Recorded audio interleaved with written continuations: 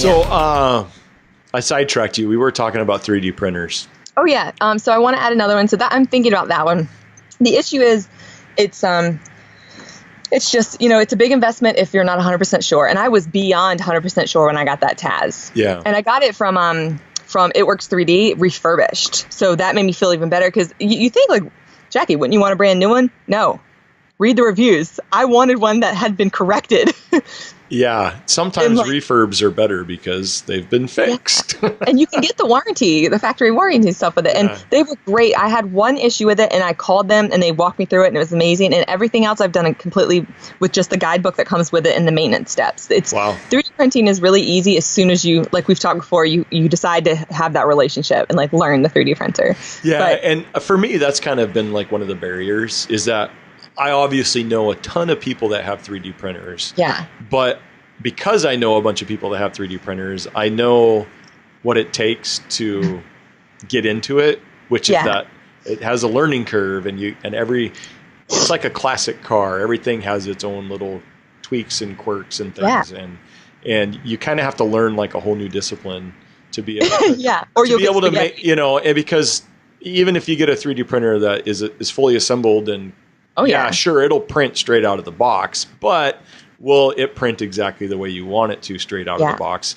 And from what I've learned from all the people I know that have them is that generally, no, it takes some time to tweak and get things where you want it to be.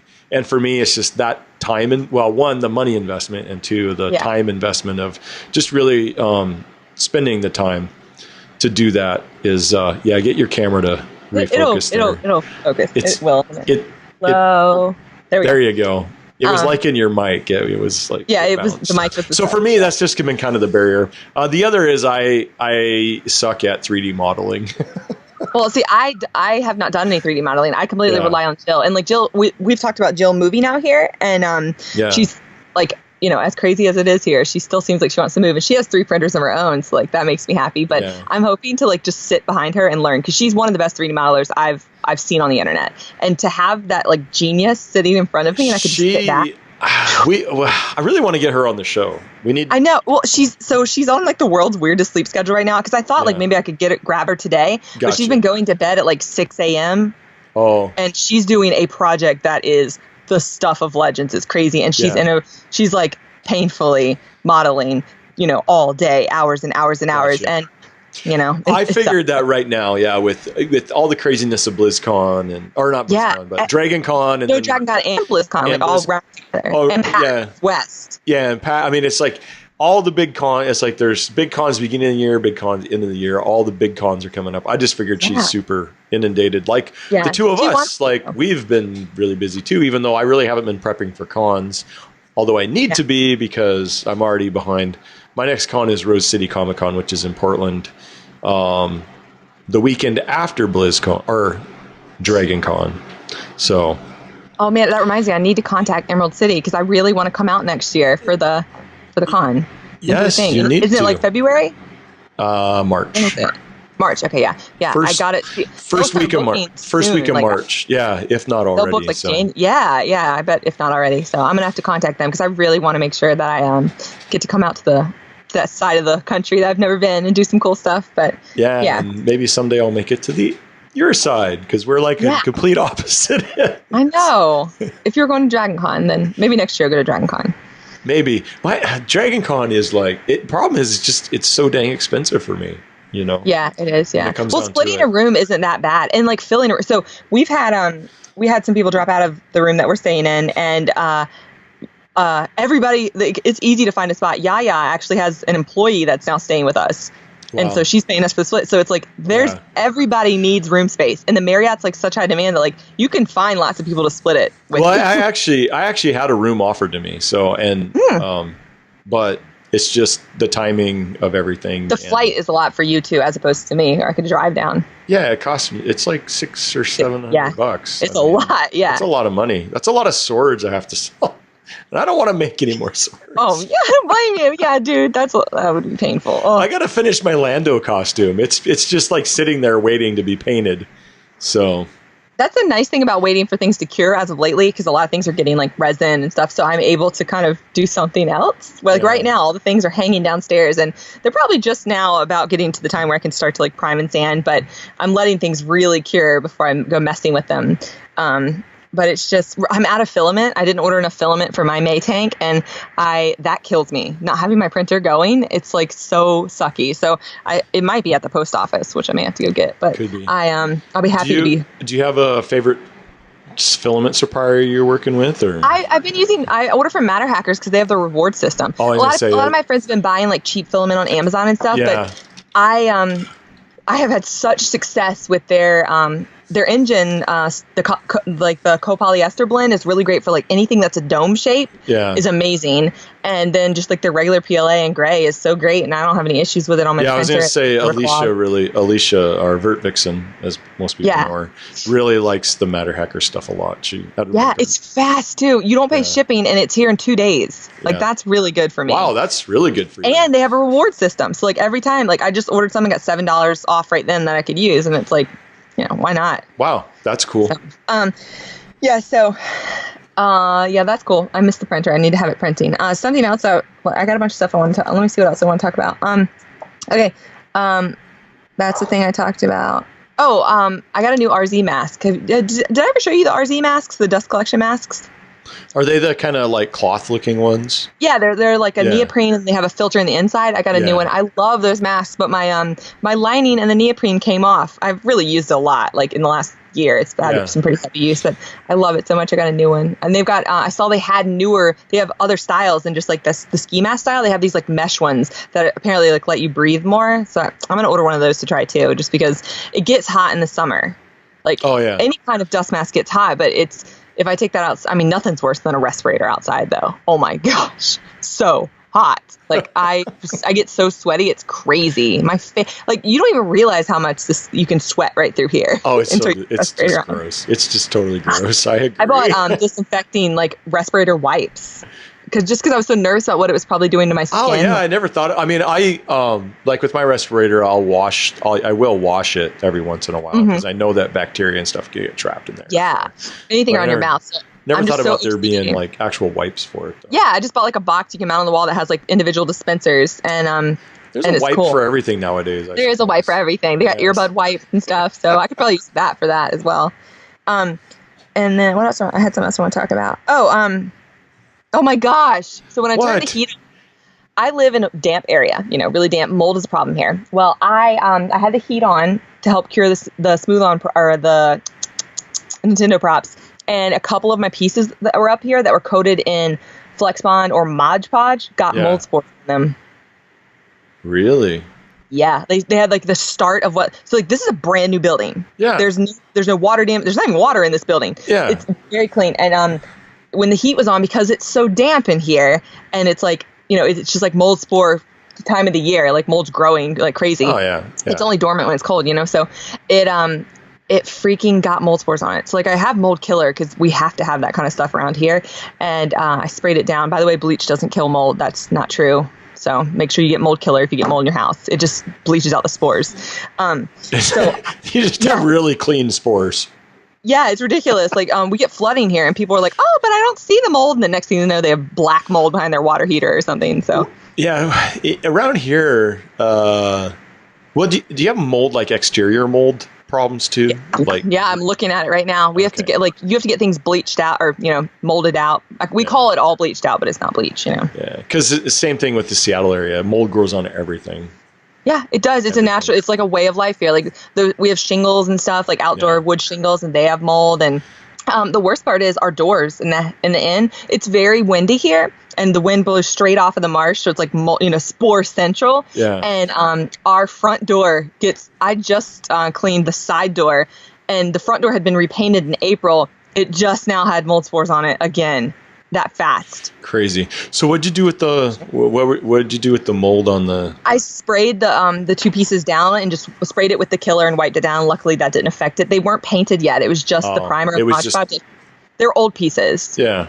Still, that's interesting that it would grow on. And nothing else. It didn't grow on the auto body sealer. Nothing else that has no shellac. But Mod Podge is what? That's PVA glue based, which is So it was interesting that basically white glue, right? Yeah, which is non-toxic. So I'm wondering whatever, is the base of, I've never even looked up what white glue, edible, or not edible, but kids eat it glue is made out of. Well, isn't it a paste of some kind? Isn't it the horseshoe thing or whatever? Ground down, I don't know. Is it gelatin based or something? Oh, maybe that's why it's sticking, because it's gelatin based. I'm going to look that up. That's interesting. But that was frustrating to me for a new building. No issues. Dehumidifier, but I had the dehumidifier off, using the heat on that.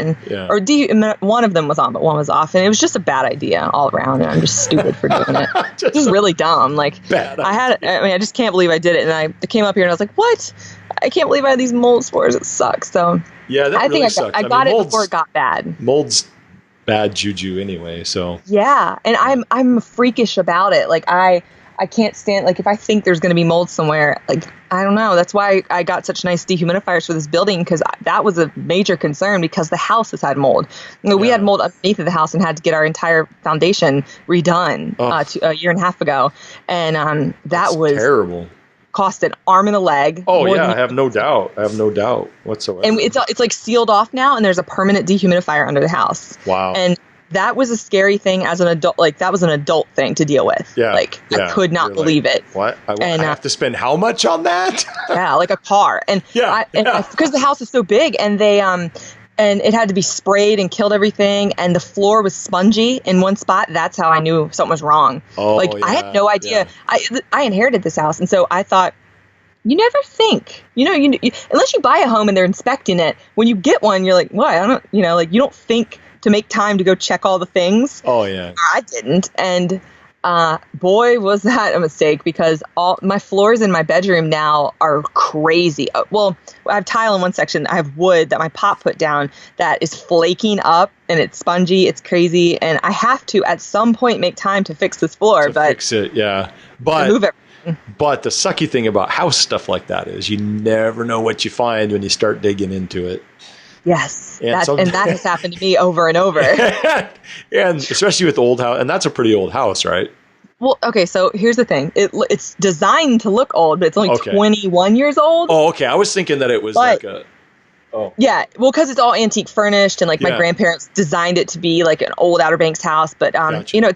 It's nice, but my granddad did a lot of the work, and that was the wine years for him, and we've got some stuff going on, y'all. I mean, I could, if I did a home tour and just showed you guys, you'd be like, what? There's drains that go just into the floor that don't have any connection, and there's no exhaust fans where there should be exhaust fans. There's obviously the underneath the floor there was no insulation and stuff. There's a lot of real crazy stuff. He's got this device. He was an engineer in the Coast Guard, so he made a lot of things. The wiring is the best, though. When I redid the kitchen, they realized that we had to run new lines. This whole building had to be split off and run onto a separate lot. It wouldn't work, because he did these things where the upstairs he'd run room 3's bathroom fan and light with my kitchen stove and light downstairs across the building, and they're all wired crazy. So yeah, usually people, it's there's sure you can do that stuff yourself, but generally with electrical, better to let the electricians take care of it, because then they make sure that kind of stuff doesn't happen. I think they get frustrated too when I hire someone, and they when the electricians were here, they were like, what the heck did this person do? I'm like, it's not me. I don't know. And he did this thing with the cable that was crazy. He had all these he dug all these trenches and created the whole cable situation, because he thought he was cheating the cable company, and he was like, we're gonna just pay for one service and split it all off. They know how many services we have. You didn't do that. You're paying for them, and because it's 3 buildings on the same property, and it started just going bad all the time. And he had this crazy huge splitter situation, and they were just going to the barn, going to the guest house, going all over. And Nana had hit them with a shovel throughout the yard. He patched them, and they were just really messed up wires, crazy bad. And he would just get mad because the TV was out, and all along it was his wiring job. So, wow, life. Yeah, life and owning houses. I did a house project recently in the midst of all this other craziness going on. Oh, the deck, right? Yeah. I power washed and stained my deck. It hadn't been done in 3 years, and talk about gross. So mine needs to be power washed too. I need to just buy a power washer. Yeah. Like that's how much I need it here because of the stuff from the Outer Banks air. The wind, it's just so windy. Is it windy where you are? How far from the water? No, generally not. It's generally not very windy. But pretty much if you live in the greater Seattle area, you own a power washer because that's the only way you can get all the green mold off of everything. Because it just grows on everything. It grows on your deck. It grows on the side of your house. It grows in, like the little, like on your, because I don't have a full-size garage, and plus my shop is in most of it, and so we park our cars outside. And if you park your car outside, like even just like the little weather stripping along your window, green mold will grow on that. It just grows everywhere. You just cannot get rid of it. It's so true. And like I have it on my my bedroom window. The outside of the window is starting to look like kind of crazy. Getting kind of hazy. I tried to take the window down because I used to be able to pop it forward and clean it. Yeah. Well, after we got the moisture control underneath the house. By the way, it was 89% humidity under the house when they registered it. That's how bad it was. It was like a rainforest, they said. Yeah. Water was dripping. They sent me they went under there and filmed it. It was bad, y'all. We thought we had a leak because of it, but it was it was just the moisture. Yeah, and so you could have had like a really nice terrarium down there, though. Oh yeah, I could have done anything. You could have like turtles and alligators and all kinds of cool stuff. Oh yeah, no. But I tried to open the window and the house dried out because of the humidity issue. Yeah. And now I've got had cracks we had to get patched, and the wood dried out, and now the window will not open. Oh, it is stuck. Window. So like that's a side effect. It's just completely like wedged in there. So yeah, but the mold thing is definitely an issue, and I don't want it on my costumes. That's why it was so important for me to get this like as taken care of as I could, but with the dehumidifier. I wonder right now that people that are actually listening to this podcast are like, I'm so glad Eric and Jackie are back, and then they're like, they've just spent 10 minutes talking about mold. I'm so sorry. Well, if you live in a moist area and you get mold on your costumes, you will feel you would be sad. I was sad. Yeah. What else you got on your list? I want to make sure that your list is satisfied. Well, okay, so I got a new TV, which is just something I just want to say. Yay, I got a new TV. You got a new TV? Nice. 65-inch Vizio. It was on sale at Best Buy. It's good. I will say that it's a little bigger than I think we even needed. But we got that and a soundbar for Game of Thrones. Love Game of Thrones. Nice. And then I got a Roku stick for the bedroom, and I don't know why I didn't get a Roku sooner. I bought my brother an Apple TV for Christmas a couple years ago and got the Roku stick for us, and dang, it's amazing. It's like so great. It has hundreds and thousands of channels, and it autoplays like Netflix. I just love it. I actually a few years ago I bought a new TV, and it came with a Roku stick, and I never use it. What? It's amazing. You could have used that when your apple died instead of swapping apples. It's plugged into my TV, and I never. It's so good. I love it so much. I never even turn it on. I can't understand why I didn't get it sooner. In fact, I forget that I have it. So I love it for the Twitch app too, because like the smart TV in the living room now I can just cast with my phone, which I love. But in the bedroom, it's not a smart TV; it's older. So having the Roku stick, I can just go to the Twitch app, which is so cool to just be able to lay down and watch people. So Apple, because I have a couple Apple TVs like we talked about before, and Apple actually has the Twitch app with that is pretty cool. Yeah, and they have the AirDrop thing too, like you can like Aircast or AirPlay. Well, what's cool is I haven't done it in a while because I don't really watch Twitch in my living room. But if I remember right, you can because I have an iPhone as well, so you can watch your broadcast, but you can participate in chat on your phone, which is pretty cool. Yeah, you can, which is really cool. I like that. Yeah, which is a pretty nice little tie-in kind of thing. So the Twitch stuff's getting pretty cool. I also noticed that Twitch finally added broadcasting on their phone app too. So now you can.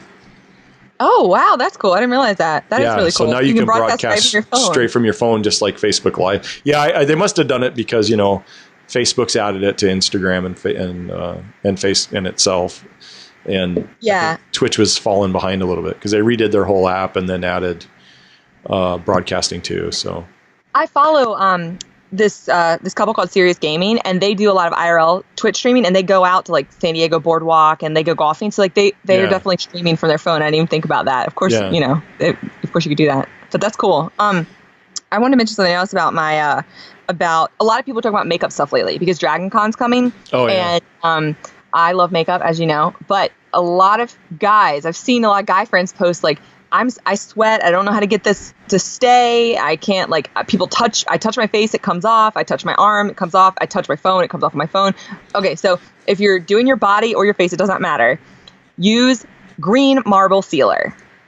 There's blue marble sealer, which is a water-based. Green marble sealer requires a remover like telekinesis or telenesis. I don't know I can't remember. Telesis. Yeah. It smells gross. Like really nasty, but the sealer is amazing. I wore my Ganon for like 9 or 10 hours and it didn't come off anywhere. And I touch my face a lot. Like I'm always like touching, oh gosh, like I hit the mic. Touch my nose, I do that. I drink water, I dribbled all the time down my chin and it didn't come off. You spray a layer, light layer all over, and then fan yourself. Get yourself a cheap fan, spray another layer, fan yourself, spray another layer. Do that. You could go in the water. You'll be so waterproof. Now it does sound crazy and it's not easy to get off, but it's not easy in the way that you don't just wash it off. When you use the remover with a washcloth, sure, it comes off. It's going to just swipe off. It's easy. Is it alcohol-based or something? No, it's water. I'm just using water-based paint. So I just spray it with that, whichever. I don't know what the green marble sealer is made out of, but the blue one is water-based. Oh, gotcha. And it creates a film. They use it for underwater makeup and stuff, too. So if you're having an issue with that, spray your hands. If you're nervous about your face, obviously test somewhere first. Don't just spray your face until you test. And make sure your eyes are very, you're closed. You don't want to get it all over your, don't open your eyes. I don't know why anybody would do that. But spray your arm and you could test it just all over your arm and you'll notice you could give it a light rub and you won't have the paint come off. And I also, before I spray, I set myself with Ben 9 neutral set. Because you want to take the tackiness away, because that sealer is going to, set into whatever surface. And if you have areas that are kind of tacky, you may need a lot of sealer to completely coat it. So the powder will take like the tackiness away, and then it'll like the sealer will bond, like kind of seal. So neutral set is a powder then? It is a powder. Yeah, I love neutral set. I have it on right now. I use it constantly. How do you apply that?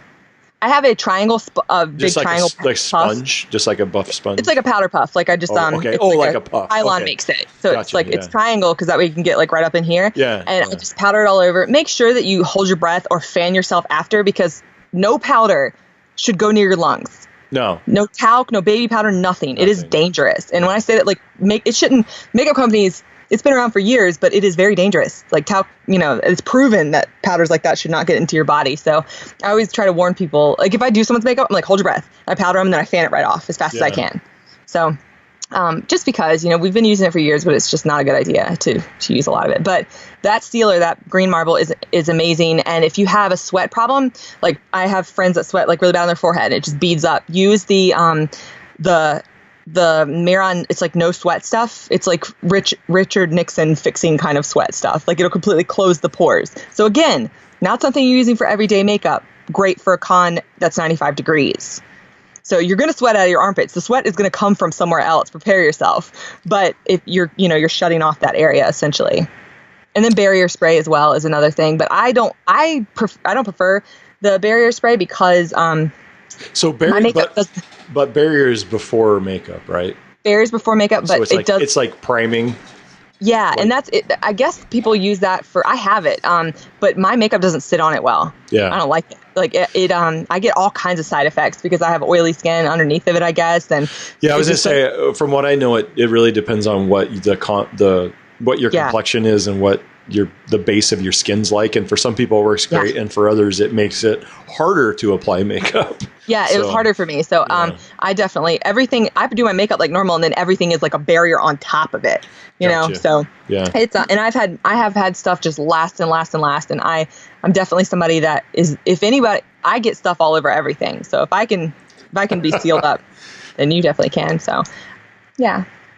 Oh, did you see something else? Speaking of Game of Thrones, which I love so much, oh my gosh, I can't get enough. Love it. Oh, did you see that people were posting about the IKEA rugs? Oh, and the Game of Thrones costumers they responded, and they were like, no, it's not Jon Snow that's wearing the IKEA rug. It's the extras in the background. The extras, yeah. Yeah, it's like, dude. Because everybody's like, dude, it's just the IKEA rugs. Like, Are you kidding? Did you watch last week? Have you watched these episodes? That's fur, or it's really good synthetic fur. Yeah. I mean, when I saw that, I was like, that. It's just like everything, in the background they do less work, Of course, in the foreground you have your hero props, and it's like, Jon Snow's fur is not going to be an IKEA rug. So, but still, it's cool that they used IKEA rugs.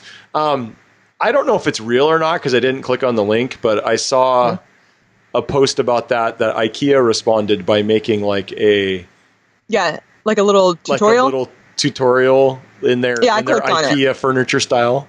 It worked. They it made sense. They just cut like the neck hole out and stuff. I know. But I don't know if that was like legit from IKEA or just somebody. Oh, I don't know. They had employees at the bottom that were wrapped up. If somebody actually made, if it was just a fan made thing, or but if IKEA responded that way, that's pretty awesome. I forgot to see if it was actually IKEA, but I browsed over it, Yeah, me too. That reminds me, dude. So I love Kit Harington so much. I just love Jon Snow. I can't get enough. And I've watched a lot of the cast members do interviews, and some of them it's like, wow, you're nothing like your character. Of course, as to be expected. But Jon Snow is just so fun to listen to. And he was asked recently who he thought should sit on the Iron Throne, and he said Tyrion. I was like, dang. And he explained why he thought he's watching. He even enjoys the way that Tyrion sees the world, and nobody else sees it through Tyrion's eyes. Tyrion has a very different understanding of what's going on. Yeah, very much so. Yeah. And I was like, man, what an interesting twist. Yeah, I don't. Did you imagine? I don't necessarily disagree with that. Yeah, because I mean, it's not going to end up in a. Without getting into total spoiler territory, I think everybody thinks it's going to end up in this happy, Jon Snow and Khaleesi are going to, I don't know. I don't know if either they're going to be best friends or get married. They're going to rule together. I mean, it's going to end miserably, right? It's going to end bad. Yeah, okay. I feel the same way. I feel like it will. It's impossible that it will end well. I honestly. I firmly believe that Jon Snow will die. Oh, wow. That's my prediction for the show. I think that Jaime and Cersei will die together. And that could be, but I honestly believe Jon Snow is going to die because of what happened with him before, without giving away what happened with him before. And it's kind of like you can only cheat that for so long. See, when I watched this week's episode, I was talking to Matt, and I thought, the show is amping it up so much that Daenerys can't rule because she's so vengeful, and she's so.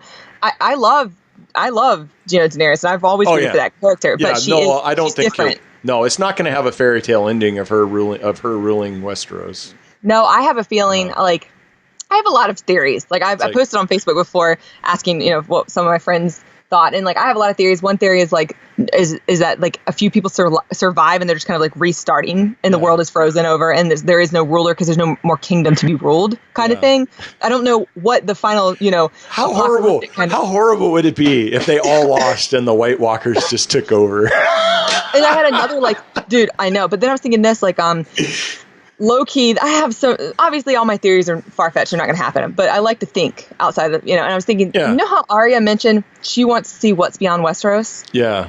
I was thinking that maybe the world is destroyed, and maybe Daenerys stays, to rule what's left of her kingdom and thaw it out and rule it, because she's gone crazy, and then the rest of the cool kids take boats, and then we see there's land in the distance, Yeah, that's way too fairy tale for Game of Thrones. It's a little fairy tale, but it's see the show has been a little more fan servicing than Game of Thrones, than George R.R. Martin, and so I'm thinking that it's a possibility that some people I mean, I'm not saying they all survive and go off, because the Lannisters are going to be wiped out. It's just they have to be. I actually I don't think that the Lannisters will rule unless it's maybe Tyrion, but with Cersei and Jaime, I actually think they're going to survive. Oh wow! I don't think that they'll end up ruling in any capacity, but I think they may survive. Maybe, but it's a little fairy tale-y to think that they get to live privately happily ever after, even though she doesn't want that. I don't really think it's fairy tale-y, because look at at all that she's survived so far. I mean, it's like Cersei is like the definitive survivor out of all of them. As much as I hate her, because I hate her with a passion, but I don't think it's out of the realm of possibilities that she may survive. Now, it could be that Jaime dies and she survives alone to be a bitter old person, or whatever. But I definitely don't think that anybody that's in power right now will be at power at the end of the series. None of them. Yeah. Yeah, I agree. Other than maybe Tyrion. So. Oh yeah, which is just like kind of like low key power because he's the hand. But all right, so I want to say this. You watched the most recent, right? Yeah. Okay, so spoilers. If you have not watched and you don't want it to be spoiled, if you don't want to be spoiled, Jackie's going into spoiler territory. This is the end because I need to talk about this. I am very mad about the Stark family storyline.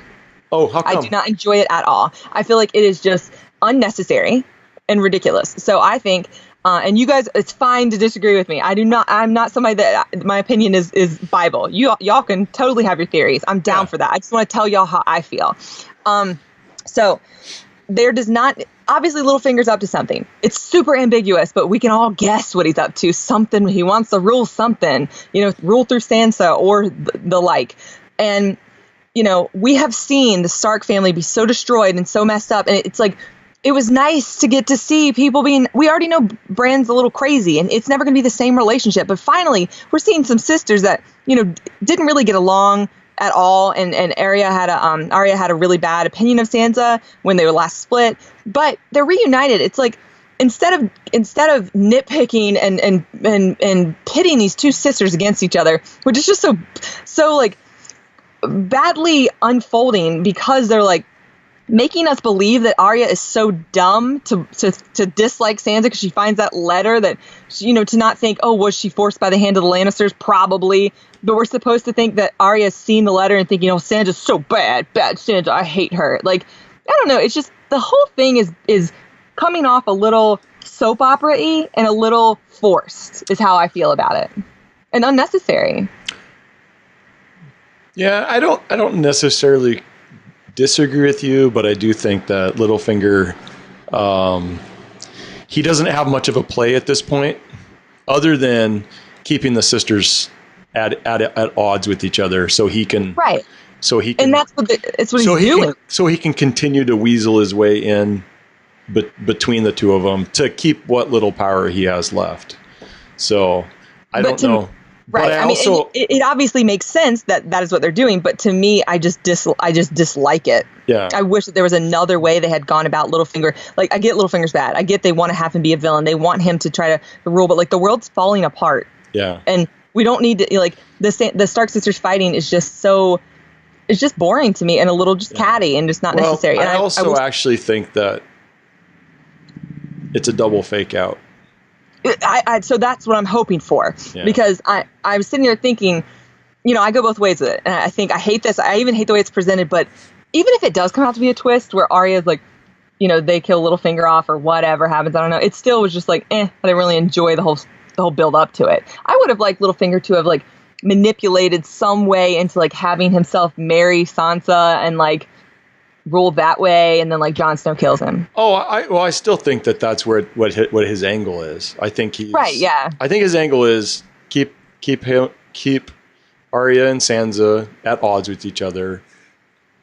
Hope that at some point either have Jon killed or he just ends up being killed because he's Jon and he puts himself in harm's way all the time, and then swoop in there and be the Lord or whatever, I mean, that's all he's ever wanted to do is be married to her mother anyway. And she's just a stand-in for her mother. So, yeah. Well, speaking of that, I mean, in fact, I think he's so kind of delusional that he basically thinks she is her mother. Do you know what I mean? Yeah. In a weird way. The thing I miss about the books, not being caught up, not having the book right now for this, is obviously in the books, if you haven't read them, you should, because you get to hear what the characters are thinking. You get to hear their inner monologue. Yeah, and that's why people usually prefer books over movies, because it's amazing. Like, you get to see, like, so when they're just staring at each other, like after the fighting scene, when Arya and Brienne are staring up at Littlefinger and Sansa, it's like what are they thinking? What's everybody thinking? I mean, yeah, we can guess. Yeah, they expect us to be smart enough to guess, but I want to know. I want to know exactly what they're thinking. And the books give us, like, there's parts of Jaime that you wouldn't get to know if you didn't listen to his voice in the books. Yeah, exactly. And I love that. I just love that part of the books. But something else that was, oh gosh, what was it? So a lot of people are upset about Jon Snow and Daenerys not like escalating a little faster. Well, for me, the way I was reading it is like Jon ain't got time for this, and like I don't think the show is even gonna have him fall for her. Oh, it's like them in a relationship. Yeah, because you saw how it was hinting at she was into him. She was starting to get into him. Starting to a little bit. They did a little blatant, like it was a little like, okay, we get it, Yeah. And he just seems like no, whatever. I mean, he seems so. It doesn't even seem like a hint of it in the acting at all. Well, no, I don't think so at all, because I think he's like the bringer of truth at this point, right? Yeah. And the truth is, none of all this matters to anybody unless we take care of that army that's coming. Yeah. Because if we don't, we're all dead anyway. And he knows that. And so it's kind of like, everything else is just on the outskirts, and it's not even on his mind, because why pursue anything if we're all going to die anyway, And yeah, and the thing about Daenerys is like, so here's my issues. Like, I hate to nitpick. I love the show. I want the show to last forever. But here's my thing is, because I have to wait a week, I'm going to nitpick. I'm just going to think about stuff. Yeah. So just to get it thinking, because I like to read articles about it. They are having Daenerys just go so lovesick puppy. The way she was with Jorah, hold my hand, oh my God, say goodbye, give a hug, ooh, love you, miss you. It's just so affectionate. Like, passive. I mean, we infer the affection. We see some, but we're thinking like just the way that Emily Clark is like acting on her face. Amelia Clark, sorry. Yeah. And then the Jon Snow, super rigid, cold, but she's kind of doe-eyed. But we see Daenerys of last season like leaves her hot lover behind. Is like, oh, I must be a queen, and she's all rigid. Why did she just melt into a puddle of love soup this season so fast? So in the same episode, she goes all crazy, or episode before she goes, same episode, yeah, she goes all crazy and is like, or is that the episode before? Whatever, guys, she goes all, I'm gonna kill everybody and not listen to Jon Snow, and then she's like, Jon Snow, I didn't tell you could leave. I love you. I want to kiss you. The vibe is that way. Obviously, I'm exaggerating it, but the way that everybody interprets it differently. But the way that I sat in my chair and saw that was just so. Why have they pushed her to just love soup like so fast? I don't know. I didn't really see it that way as much. I mean, I get that she's showing that she's a little more affectionate, right? But I mean, everybody interprets it different, so it's definitely. Yeah, but I didn't see it as like overly But I also think she's counteracting an urge within her to just burn everybody too. Yeah. Well, see, that's why it wasn't so viable. It's like one minute I see her as this vengeful, burn everybody up, and the second I see her as like, maybe I want to have a husband and just settle down over here and have some kids. Well, I kind of feel like when Jorah showed up to this episode, so it's like she just toasted us the Tarleys, right, with the dragon, and the whole caravan, the last episode, and all that, right?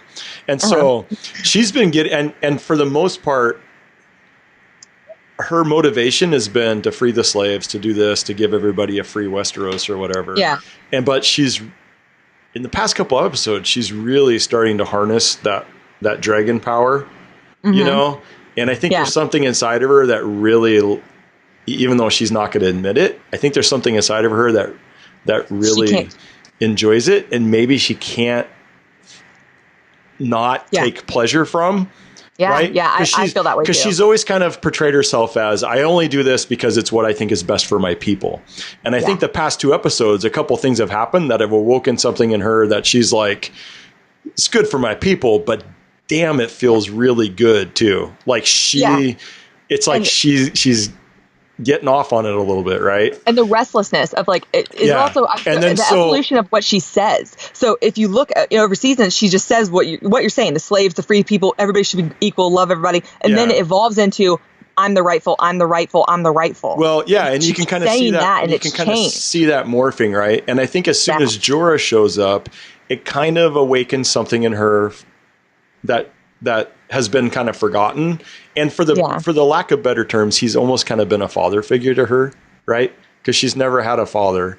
And he, even though he's romantically likes her, she's never reciprocated that way.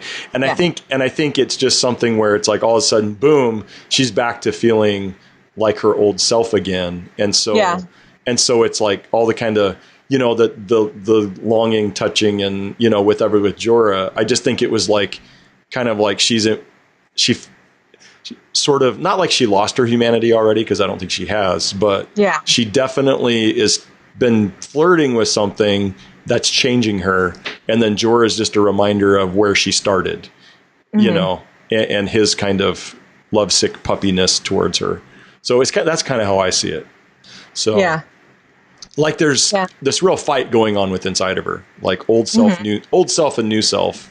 So it's just, I feel like it's amping up this whole thing of like, those who seek out power deserve it the least. And it's like it's escalating. She's seeking it more and more and more. Yeah, it might be. It might be. Well, and I guess, you know, that ultimate power becomes addictive and things like that too. And you know, and so maybe that is what they're trying to show a little bit of. She controls freaking dragons, for crying out loud. So, and I gotta say, the dragons on that show are so good. Oh gosh, they're so good. Oh my gosh. It's almost sad to me that it's considered a TV show, because I think that the dragon work on this show, especially the past 2 episodes, has been better than anything I've seen in any feature movie.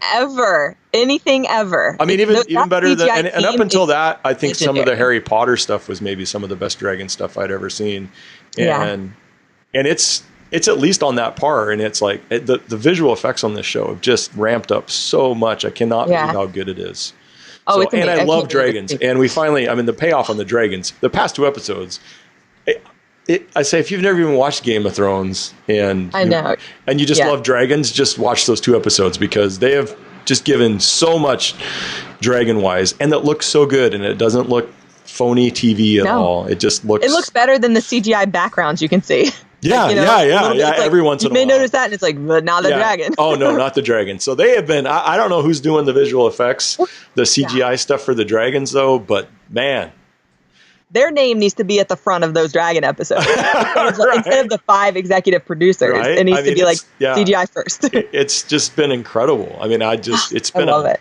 Which has been great, because, you know, the dragons have been around for season after season after season, and we've only really ever gotten kind of glimpses and stuff, but I'm amazed at how much the dragons have been on screen just in the past 2 episodes alone.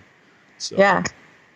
Man, it's so crazy. I love that. I think about the dragons and the fact that there's only 3 of them, and like how long I wish there was like a history book on just the Game of Thrones history book I could read, like how long do dragons live, and can they breed amongst themselves without having incest, and like I have like a compendium, like an iPad app that has like all of the histories and stuff in it. I should look up and see. Oh, really? What is that? I haven't looked at it. I can't remember. I downloaded it like several years ago when I started reading the books, and I'll have to. Oh, okay. So I have there's a series that does like the history of each house, and I've watched all of that, or it's like, I guess it's a visual graphic series. Maybe it's just an audiobook, but I watched it on YouTube because it had graphics, and that told me so much about the families, and it has Targaryen and stuff too. I just can't remember if it said anything about how old, I'll see if it has that information. I haven't looked at it in a while. In fact, I don't even think it's on my iPad right now. I'll have to re-download it and find it. But if I can find it, I'll let you know. I'm so curious about what will happen with the dragons, though. But it's just, and how about the fact that the 7 of them go behind the wall, like the Magnificent 7? In that story, didn't they all die? No, some of them do. Oh, okay. Well, like that seems pretty scary. To me, the whole walking behind the wall. Okay, so I got one other qualm. Yaya, actually, she agrees with me on this. We were talking about it on Twitter, and what's up with the time travel? This was the fastest paced episode. It's like, dude, if you look at the map of where they came from, Dragonstone all the way up to Eastwatch, it's like that should have been a month of travel. Oh yeah, they're just like it's like it's like race to the finish. It feels like now. Right. So they're not going to. The pacing was a little strange. It was like, oh. Okay. Yeah. They're definitely not wasting any time with travel now. It's just like, we're just skipping. It's like, we know it takes forever to get there. They're there now, though. Yeah. And I mean, like, I'm willing to let it go. It was just surprising to me. Well, and I think as a viewer, the thing you have to remember is that you know the world, and you know that is now like a month later. Yeah, you have to tell yourself that. You just kind of have to remember visually. I'm like touching my head. You have to keep in mind that, even though the subtitle doesn't say 1 month later, it is 1 month later because that's already been established in that world that, you know. Because in the North, they're saying Jon Snow's been gone for so long, but to us, it's like he's only been gone for like 2 episodes. What do you mean? Yeah, you're like, what? No, it's like, no, they just spent a month traveling back, you know, by boat or whatever. I'm so glad Gendry's back, though. So, dude, that hammer. I was like, dude, 50 people at Dragon Con are going to have that hammer. The hammer's awesome. That's like, I mean, there's been some cool weaponry on the show. For the most part, though, I like the armor better on the show than the weapons. I mean, there's some of the weapons have been cool, but for the most part, they haven't had a lot of like ornate. They're swords. Yeah, they're swords, but they're not like super ornate or anything. You know, I mean, like maybe what's John's. The one with the wolf on the John's, I can't remember the name of the sword. All I can think right now is Oathkeeper, which is not that one. Yeah. I guess is Oathkeeper Brienne's sword. Yeah, that was Brienne's. And then, so that's probably like the most. That's probably like the most ornate sword on the show that I can remember is Oathkeeper. Yeah. Why can't I think of Ned Stark's sword that he gave? Because that was Ned Stark's, wasn't it? The one that he gave that Jon has. Wasn't it? No, the one Jon has is the one that Mormont had. It's the one Mormont had. I can't remember. That's interesting. But anyways, the hammer is really cool. Someone will know. Yeah. Anyway, that hammer, when they brought it, I was like, that's a legit looking weapon. I just really, I dug the style of it and stuff. And me too. And that was a great line too. It's like, so you're not good with the sword or whatever. And he's like, well, I can use a hammer. Yeah. And John's like, and I like how John's like, you can tell just like the look on his face. I like this dude. Yeah. He was amped up. That actor, like the whole role, that whole character, like the process of him coming back, it was high energy the whole time. It was like he was jacked up. Like, I got to get to Jon. I got stuff to say. I got to say stuff to Jon. Here's my hammer. Let's do this. I know. He's great. Like, at a 10. I was like, oh my gosh. Yeah. I always liked Gendry. From the TV show and in the books as well. So I was really hoping that they'd bring him back around. Because there have been some characters where they introduced and you just never heard from again. And I kind of thought he was going to end up being that. But as soon as Davros said that he had, some business to take care of in Flea Bottom, I'm like, he's going to go get Gendry. I know it. I got another theory thing I was thinking about. So like the Red Queen, Melisandre, like she's gone, but she said she has to come back to Westeros to die. Yeah. Yo, that lady's bringing back fire. Watch. Oh, yeah, so no doubt about it. Yeah, I think that she's going to come back because, like, they need fire. That's a thing. And, like, Lord of the Light or whatever. I think she's going to, I don't know. This is crazy far-fetched. But, like, I got a theory that, like, maybe she comes back with, like, an army of priests that can, like, conjure fire or something crazy like that. Like, light everybody's sword on fire. I don't really know. Might. Yeah, because then you have the two, I can't remember the guys' names, but the Brotherhood. Yeah, the Brotherhood, The Brotherhood guys that the Hound are hanging out with now, and he was talking about how, they have... Santos, is that his name? I can't remember. But, that they have basically an appointment to be at in Beyond the Wall, so I'm sure that will all tie into Melisandre and all that too. So... Oh, I mean, he didn't really say an appointment, but, like, we need to be beyond the wall. We have to get above the wall. We have to be, they have a destiny, basically, from the Lord of Light or whatever, so... It's just so crazy to me. I can't get enough story fast enough. Like I need supplemental stories. So it's like killing me. It's been a fun season because I've loved Game of Thrones all the way through. But it's been so nice to have so many things just continue to pay off. Yeah. And it finally feels like, I can breathe a little bit with this show. So. And it's crazy. The whole thing about like Rhaegar, it's Rhaegar Targaryen and the annulment and the remarriage, and like they skip over that. But like that was like a fun moment because it's like, oh, maybe he's not a bastard after all, Maybe not, right? So so I'm curious to see. Do you think? I have one question for you. Do you think Jon will find out who he is before he dies? Well, I've been reading a bunch of articles about that because people think, why do you say before he dies? Because he's going to die. He's going to die. I'm calling it right now. You can just put money on it. I just am sad about that, though. Because Melisandre said the Lord of the Light said the prince they were promised. So that's why I think that Jon Snow is not a bastard. He's a true prince, and he's the prince the people were promised. Yeah, maybe. But he could still die. I mean, I don't know, but like I don't want him to die at all. I think Daenerys dies and he rules the dragons because he's a Targaryen. the dragons love him. They become best friends. Yeah, and the dragons obviously like him. Sense his Targaryenness, right? But why did they let Tyrion touch them? Also, seasons ago. So, like, I think that was just because they were younger. Oh, I don't know if did he ever touch them though? Because he was just kind of their keeper, wasn't he? Sort of. I think he touched them. I was reading about it because I got to thinking, like, who else has touched the dragons? Even though I watched these episodes so many times, I still forget stuff. And I was looking it up, and they talked about how he had touched them and what that really means about him. Yeah. Like, what if he is also not a Lannister? Well, maybe he's not a Lannister. I mean, that's possible. Maybe he's the prince. Yeah. Maybe he is. Maybe. I'm just like really, oh man, there's so many cool things. I love theory crafting. I know people are probably like, the people that are listening that made this far are like, no, not possible. No. Or maybe y'all are like, yeah, or you're coming up with your own ideas. If you've listened this far, dragons.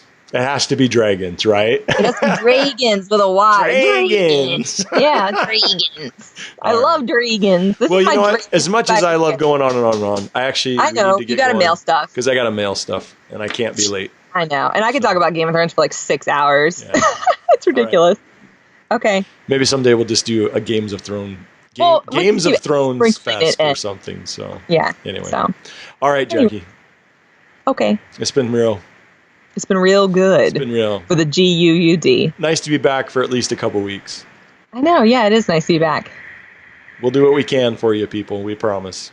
I know. I hate not having an episode. It sucks. I love being able to see what you guys... Because then it's the only way we get to talk to you, and then you talk back to us in the comments and stuff, so we know... Yeah. Because we're talking at you. And then if you never hear it, it's like, we don't know what you think. Exactly.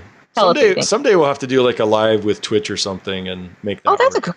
And we'll just talk along with you guys. That's such a fun idea. I love that. Yeah. I love questions on the fly. Yeah, it would be fun.